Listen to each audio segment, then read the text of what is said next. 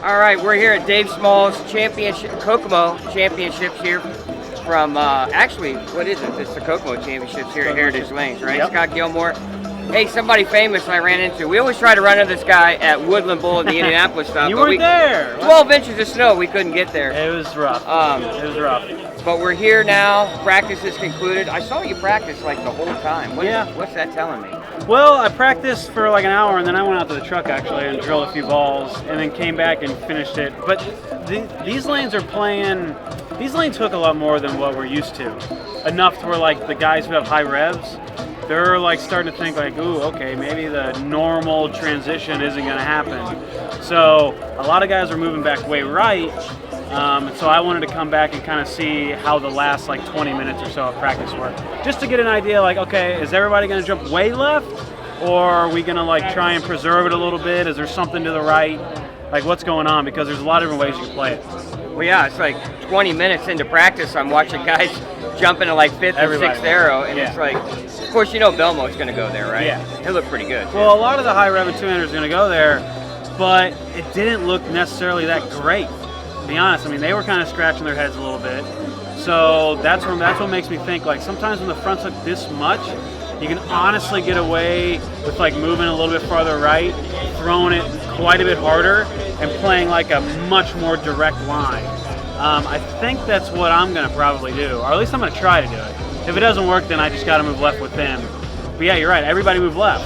So that's where I was like, well, I don't know if that's the play for me, it might be, but we're going to try something that maybe the high rev guys aren't necessarily comfortable with, and if that's the deal, if that's like the good way of playing the pattern, then that gives me a little bit of an advantage. Right. Because the high rev guys, they have too much rev rate to play a little straighter. So I was just kind of looking to where, you know, I'm going to fit comfortable, you know.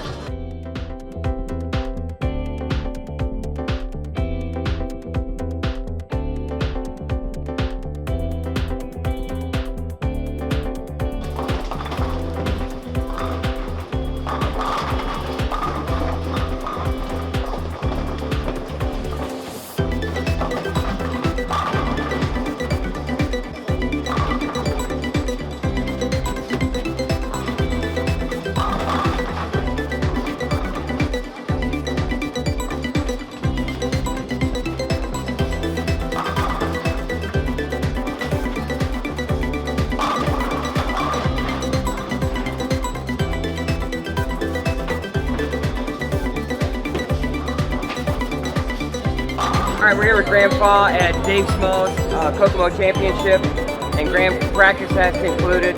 I noticed you practiced the whole 2 hours. Is that a sign that you're not sure, or are you pretty confident going into this week?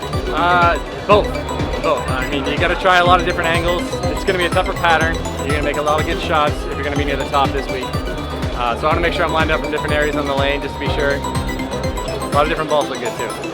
Well, let's talk about your switch companies coming into this season, and man, it's like instant success. Is that just a sign of you matching up with your new company? Yeah, it could absolutely be that. I mean, anytime you go somewhere new, you kind of got to prove yourself, right? So I want to make sure that I fit in with the group. They've been a ton of help to me so far. The support's been great, and it's been really, really good. Let's talk about family life. The arrival of your newborn. How satisfying is that for you as you build your family? Oh, it's amazing. I love being a father. I love fatherhood. It's hard to be out here away from him and my wife, but luckily I live close to most of these stops so far, so I'm able to go home in between for a night or two and at least hold them and see the wife.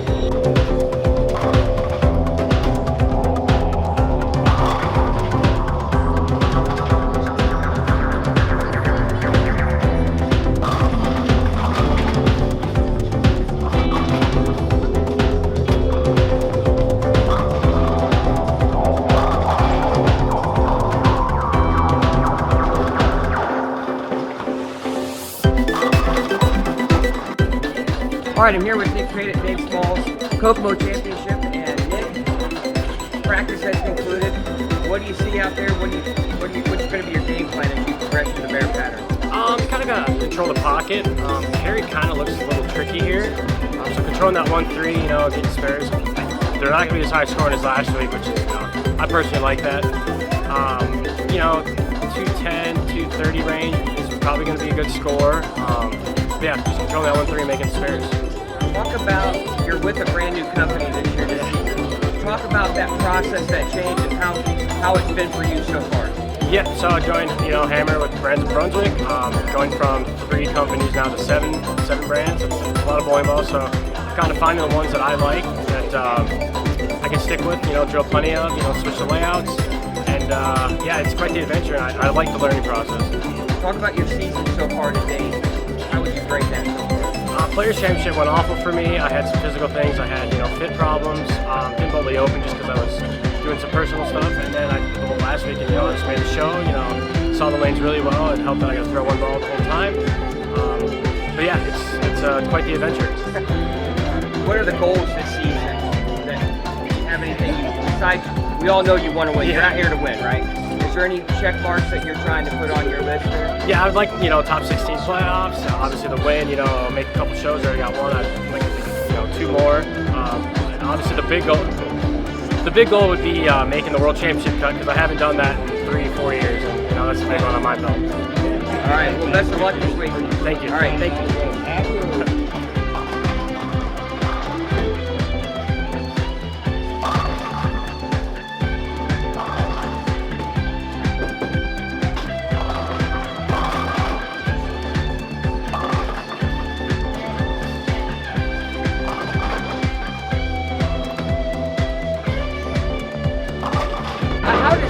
How does that make you feel? That's based on your peers in your sport that award you that. How does that make you feel as a player? So the Nagi is so cool because the Nagi is only voted on by these guys. It's voted on by our actual peers, not PBA members, touring players. And the fact that when that vote came out, that they thought about putting my name to a ballot, it's super humbling. And you go look at the PBA record books, the great names that are connected to the Nagi Award, and it's just really a true honor to honestly have my name etched in PBA history. Well, best of luck this week, and we hope to see you on TV again. Thank you very much. All right, Jake Peters, everyone.